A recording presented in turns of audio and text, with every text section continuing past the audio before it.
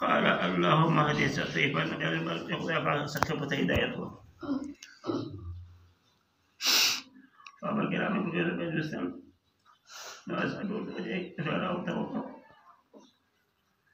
ندعو ما بوجهي اللهم اهدي سقيفا سكبت هدايته. رواه الترمذي. كذا نقل دعاء. وعن عبد الرزاق عن أبيه عن ميناء عن أبي هريرة قال كنا عند النبي صلى الله عليه وسلم. عبد الرزاق بيان كبير أفلار فرجه عن ميناء لميناء جاء أبي هريرة رجل هو روايته قال كنا عند النبي صلى الله عليه وسلم. النبي صلى الله عليه وسلم فجاءه رجل يصعد واشتراغي النبي صلى الله عليه وسلم أحسبه من قيس داو ما نكون شغلة قبيلة قيس. فقال يا رسول الله أصلي يا الآن حميرا يا رسول الله فقبيلة حمير بعد لعنت ويا أخوة شجرة وكم أبو قبيلة من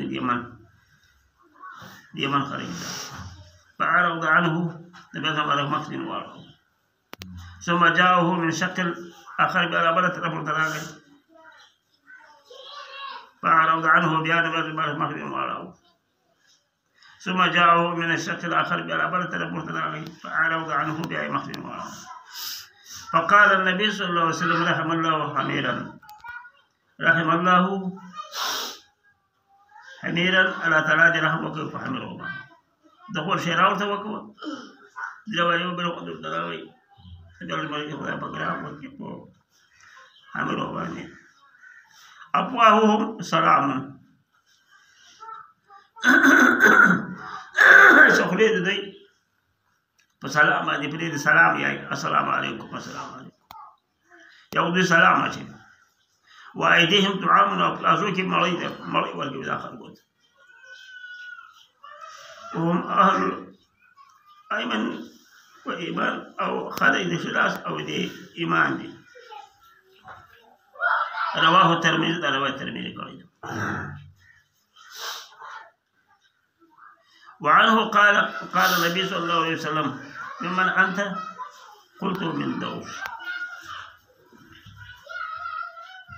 لعبد الرزاق روايته قال النبي صلى الله عليه وسلم ممن أنت سوكي قلت من دوس ولزل الدوس القبيلية. قال ما كنت أرى أن في الدوس أحد فيه خير ما كنت أرى ذنبنا ما أن في الدوس أحد فيه بذلك خير دوك خير لا دوسك.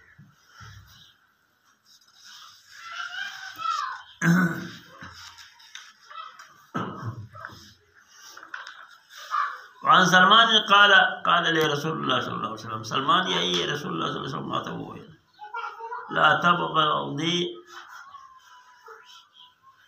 بغض مكروه فتفارق دينك تأذن بخراج. قلت يا رسول الله كيف أبغضك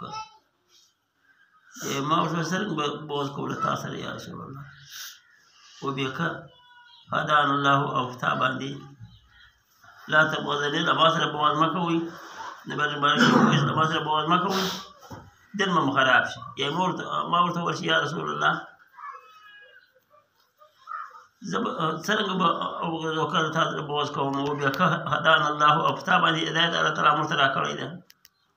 قال تبغض العرب بوز كبل عرب وسلم بديتك كبل عرب وسلم فتبغضني بوز كبل ما سلم بديتك على ما سلم لا عرب ما يسوى. رواه الترمذي وقال هذا حديث حسن. وعن عثمان بن عفان قال رسول الله صلى الله عليه وسلم عثمان بن عفان رضي الله عنه يا رسول الله صلى الله عليه وسلم مبارك من غش العرب كشا خيانات وكاو أبو بغض وكاو العرب وسره لم يدخل في شفاعتي أغضب ما في بعد الناس داخل. كم شفاعتك أي صغرى لعموم الكبرى. عام شمال